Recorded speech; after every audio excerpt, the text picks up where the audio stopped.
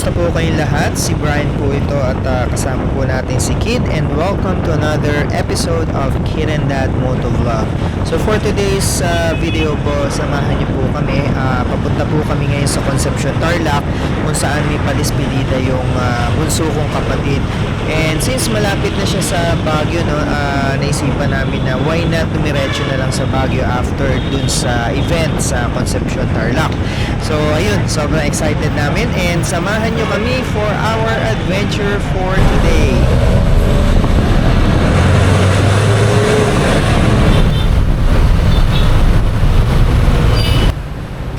Stopover muna tayo sa Bulacan para magkape, pampawala lang po ng antok.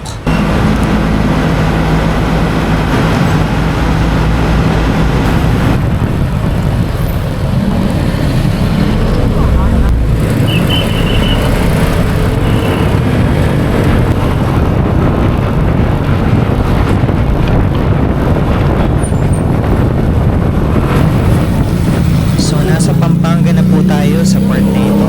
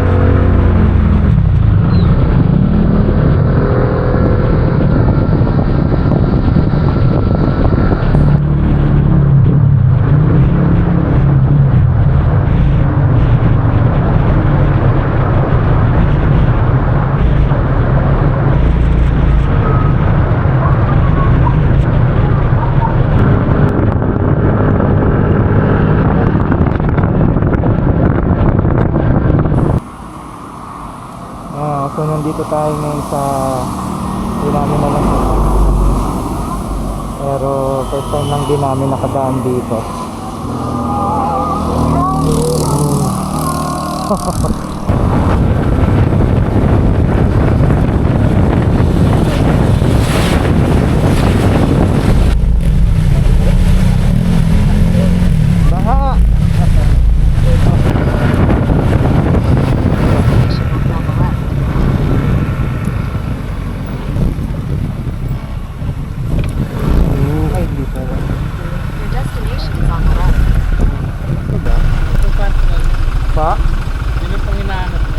Yung mga yung family po namin nag-arkila dito eh.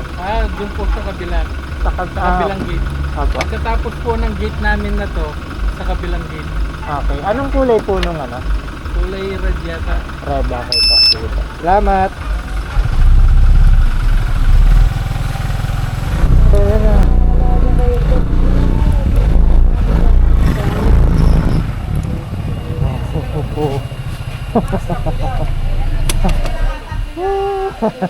Touchdown. Oh. Ilang oras kayo nagbiyahe? Ha? Ilang oras kayo nagbiyahe? Parang 4. Ilang oras? 4. Ay, no, kuya, meron. Kasi sa service room. Oo. Day 1 natin dito sa may north. Nandito tayo ngayon sa Concepcion, Tarlac.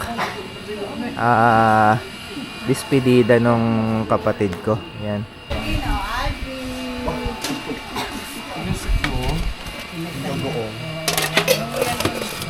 Umuwi na kayo. Dito rin yung mami ko. Yan, ay kapatid kong babae.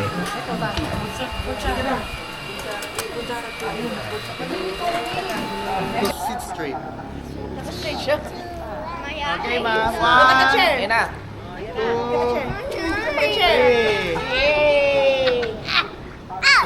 Dad, ba't wala ka na? Ayaw na niya. Ayan.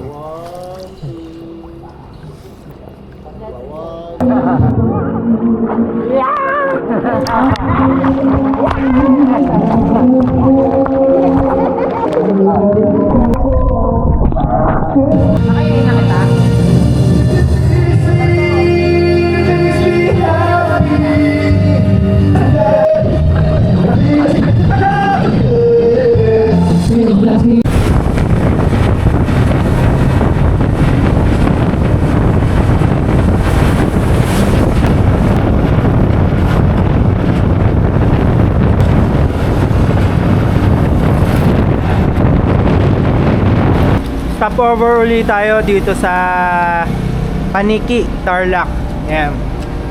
So, kape lang kami sa maliit na sneakers. Para lang may energy kami. Tapos, mga 2.5 hours pa yung based do sa Google Maps yung tatakboy natin papuntang Baguio City.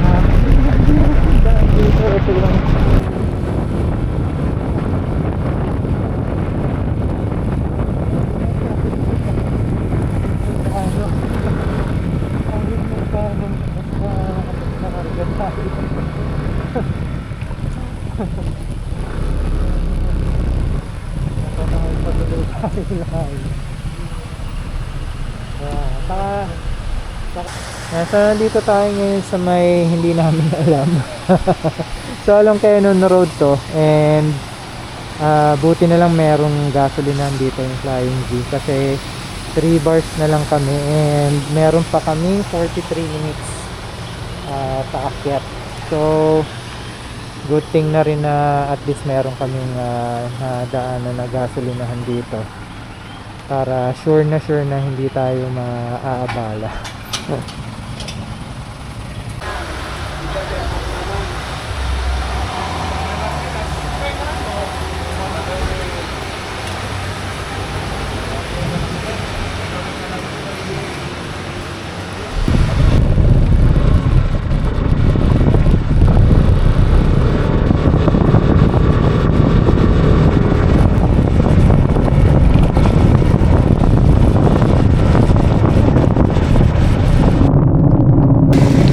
Sa part na to medyo nagsisimula na kaming ginawin ng husto, no, kasi as in sobrang basa na ng buong katawan namin, basa yung jacket namin, basa yung pants namin, basa yung sapatos namin at medyas, and nagtanggal na rin kami ng gloves kasi basang basa na rin yung gloves namin. So napakalamig na, lalo na at napakababa ng temperature sa part na ito.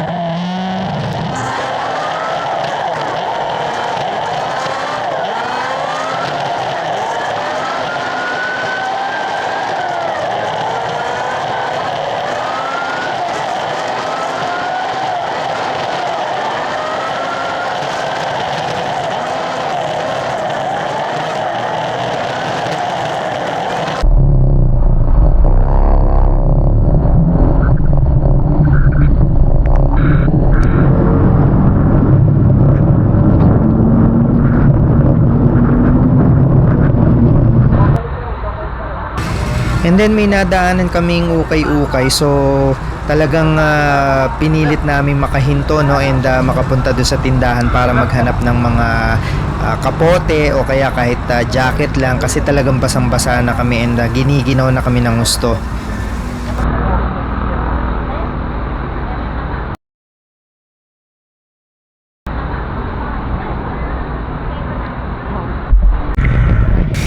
And then, hinanap na namin yung hotel or homestay na pag-i-stayan namin. And sa part na siya ng La Trinidad Benguet. So, medyo mataas na yung location. No? Kung makikita nyo, talaga napakatarik ng kalsada. And para kami nakikipagkarera sa oras kasi paggabi na. And sobrang bumabagsak na talaga yung temperature sa paligid. So, kasabay nun na bumabagsak na rin yung temperature ng katawan namin dahil talagang basang-basa pa rin kami. So, ako, kamukha ko, hindi naman ako nakabili ng jacket or ng kapote. So, talagang basang-basa pa rin ako hanggang sa brief. And then sobrang nabilib ako doon sa aming QJ Motor ATR 160 kasi talaga namang ang tatarik talaga nung kalsada. And imagine parang 160 kilograms kami nung anak ko, combined, pati yung mga dala-dala naming mga gamit. So puro paahon, basic na basic sa kanya, no? So talagang medyo talagang hanga rin ako dito sa ATR 160.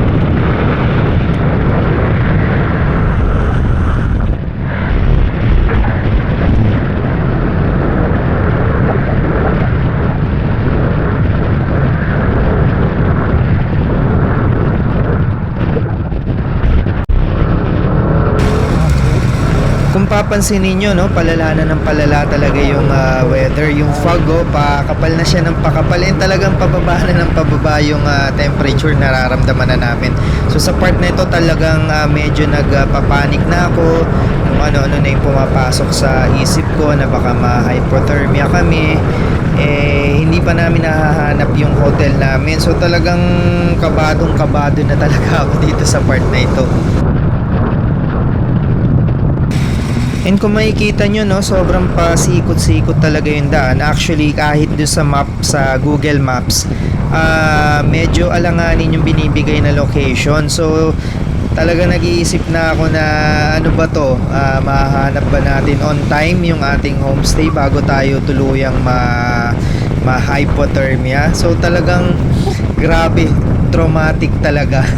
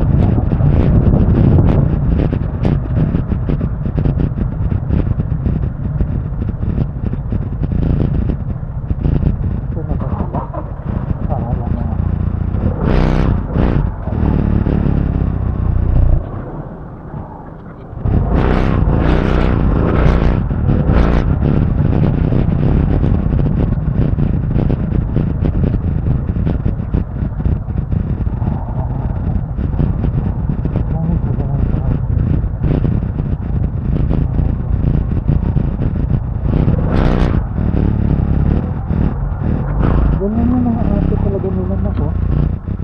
No? Ay, salamat, touchdown.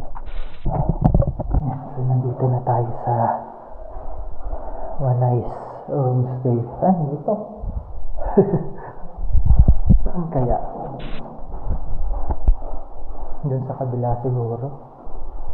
Oo, ano na ito? Puro kwarto. Dito, hindi ka? So, punta tayo dito sa pinakaharapan. Dito yung opisina malamang nila. Ito yung opisina nila. Dito.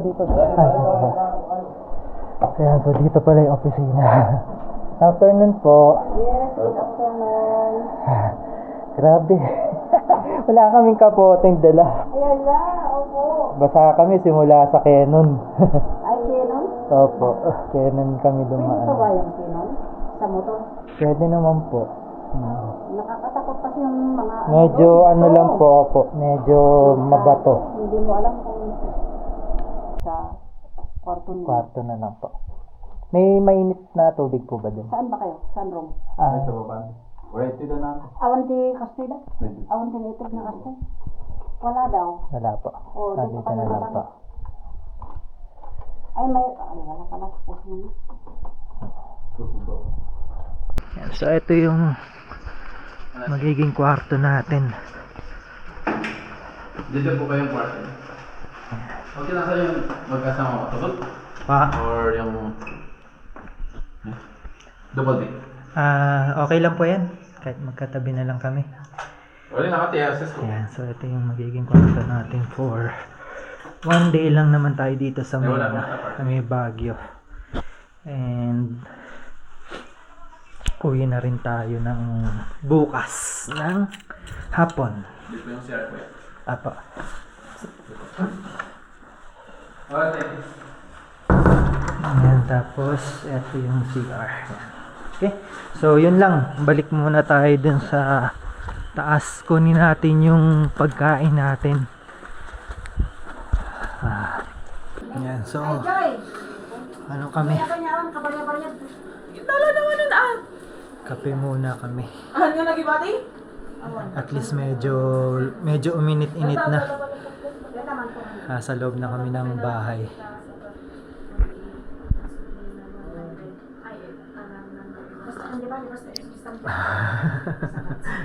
Nire-regret mo, anak?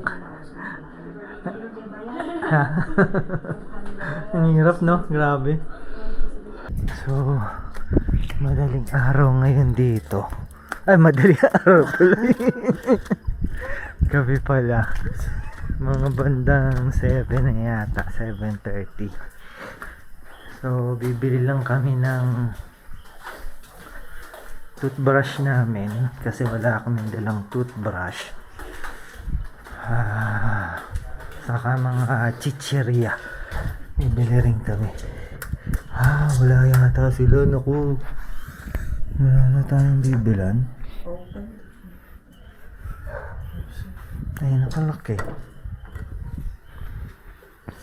Ito yung convenience store nung room stay na pinag-stay namin. Ang bihis namin pang summer. Sobrang ginaw. 17 na yata, no? 17 degrees Celsius. So magdadrop pa yan mamayang madaling araw. Shit.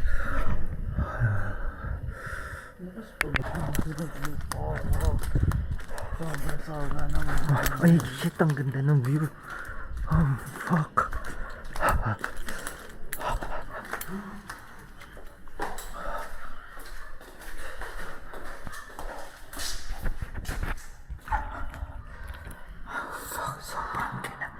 Sobrang ginaw.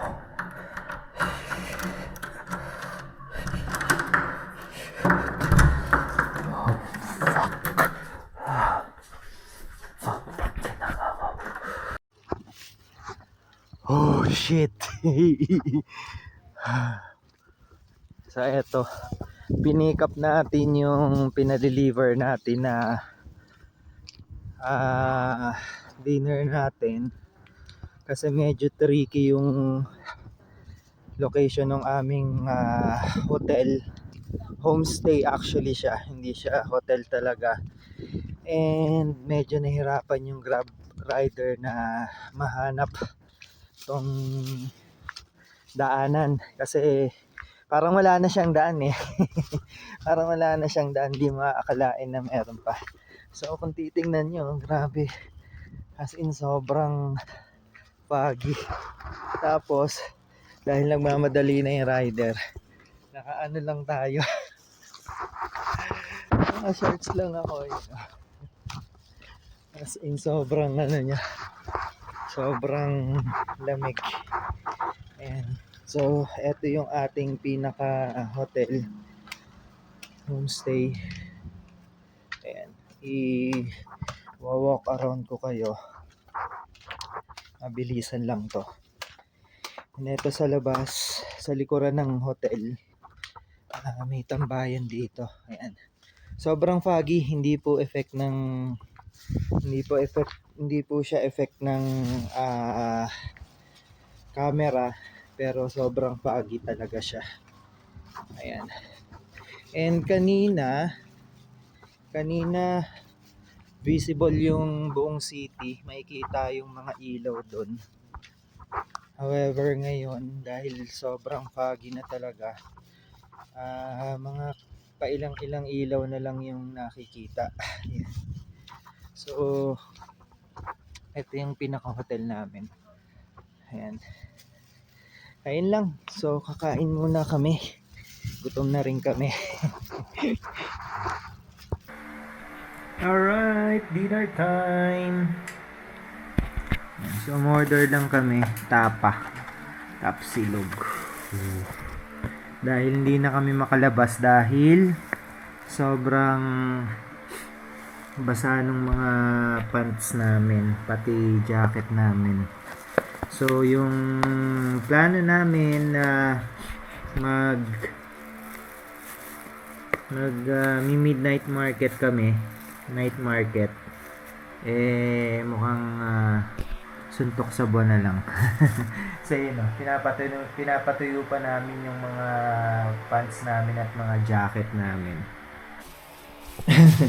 Ayan. Good morning ulit from Baguio City. Yan. So, dahil sobrang basa ng mga sapatos namin, actually lahat, jacket, pantalon, yung jacket, tuyo na siya.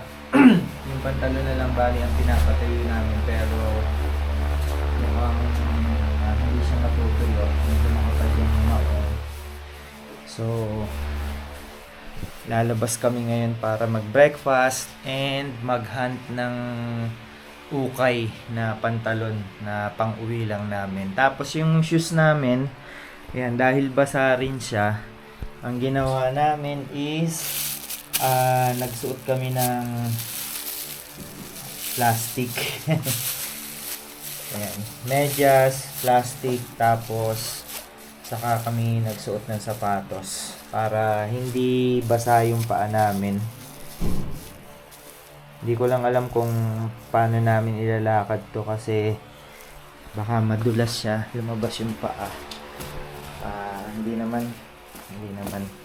Ayan. So, ayun. Konting tiis lang. Cowboy style. Para at least kahit papaano enjoy pa rin natin yung moment. Hindi tayo mag-dwell doon sa mga misfortune na nangyari sa atin. Kasi kasalanan din naman namin. Actually, kasalanan ko. Personally. Dahil hindi ko naplano na mabuti, no?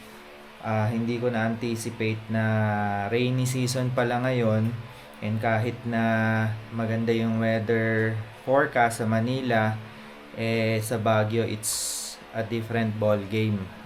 Talagang during the rainy season, kahit na maganda yung weather, umuulan-ulan talaga dito sa Baguio dahil nga nasa mountain area na siya, mataas na siya. So yun, breakfast muna kami, kita-kita tayo sa daan para ma-share din namin sa inyo yung mga adventures namin for today, and hopefully walang misadventures muna. After breakfast, yun nga, titingin-tingin tayo ng mga pants, and bibili na rin kami ng kapote namin just in case na umulan ulit. Inevitably uulan talaga siguro sa bandang hapon. But Manila na kami ng after lunch. So, just to make sure, just to be cautious, bibili na rin kami ng kapote. So, nagpapalipad kami ngayon ng drone. Sinasamantala na namin yung weather kasi maganda ngayon. Hindi pa umuulan. And tinuturuan ko na rin si Riz, si Kid. na mag-operate nung drone natin. Yan. So tinuro ko na sa kanya yung mga basics, tapos ayan, pinaglalaroan niya yung drone. Sinusubukan niyang i-navigate. Ayun yung drone natin.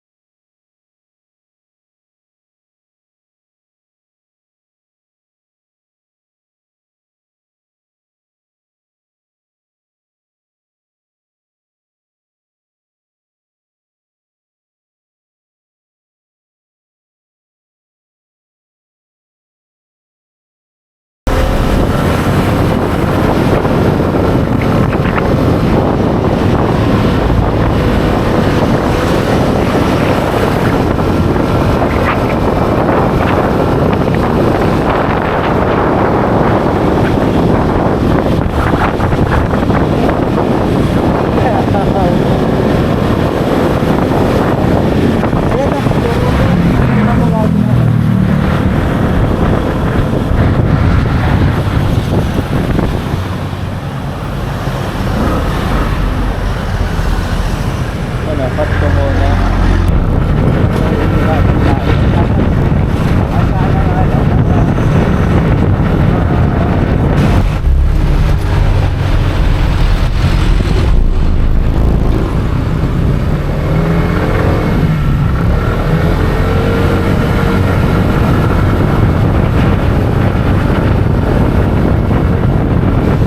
Bumibili kami ng gamot kasi yun nga, na ulanan kami kahapon, babad na babad kami sa ulan. So parang prophylaxis lang para sure na hindi kami magkasakit.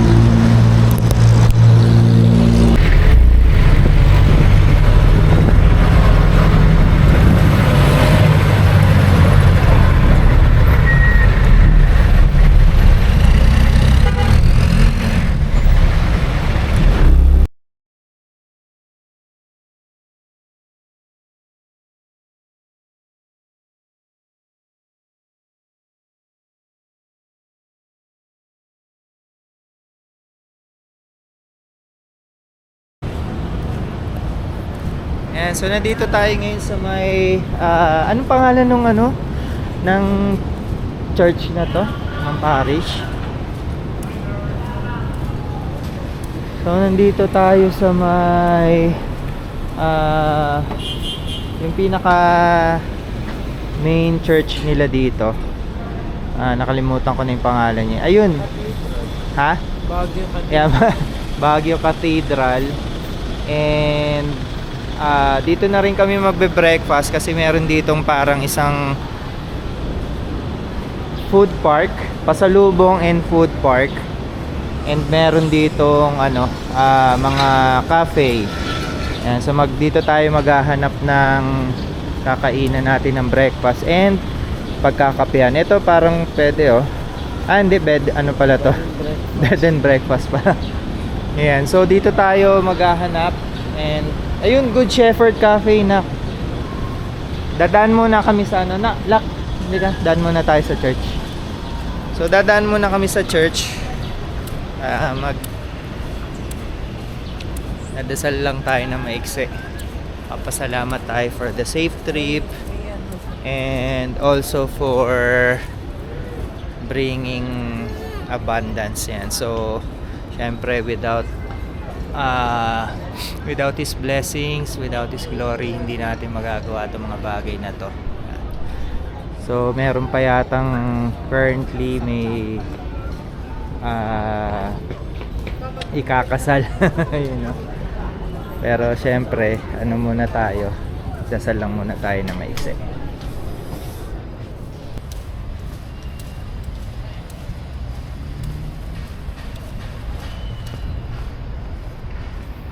Oh, eto pa kung ganda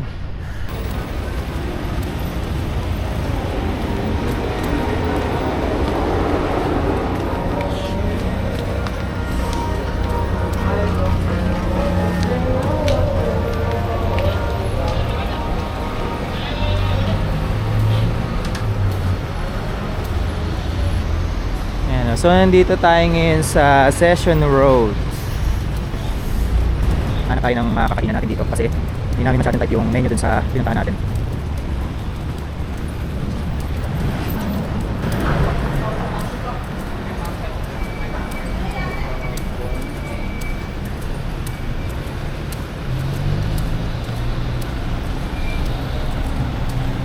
Ayan, so napunta kami dito sa minadaanan kaming parang mga sari sa kung ano-anong mga tinda. And yan, may nakita kaming kapote para sure tayo na hindi tayo mababasa. No? Ayan mga kapote Magkano kaya? Tingnan natin. Mahal din, 400. Tingnan natin, 280.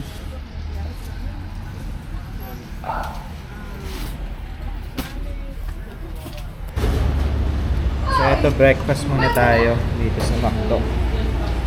Sarap po. Coffee. Nandito naman tayo sa isang ukay-ukay ngayon dito sa may Session Road. Dahil nga basang-basa yung pantalon natin at hindi kinaya ng electric fan.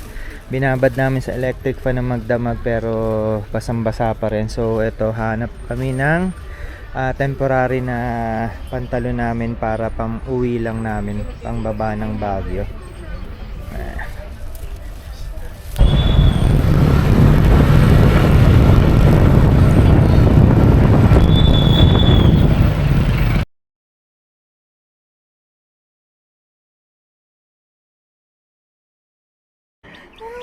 So may lumapit sa amin na maliit na manok out of nowhere. Nandito kami sa walang mga bahay. Ang bait naman. Nagpapapet siya. Ayun Uwi ka na namin. Uwi ka na namin. Oh. Sayang, wala kami pagkain mo eh. Ano yan? Wala yung pagkain. Ang bait niya. Gusto talaga niya magpapet, no? Ayun, nagpapapet siya,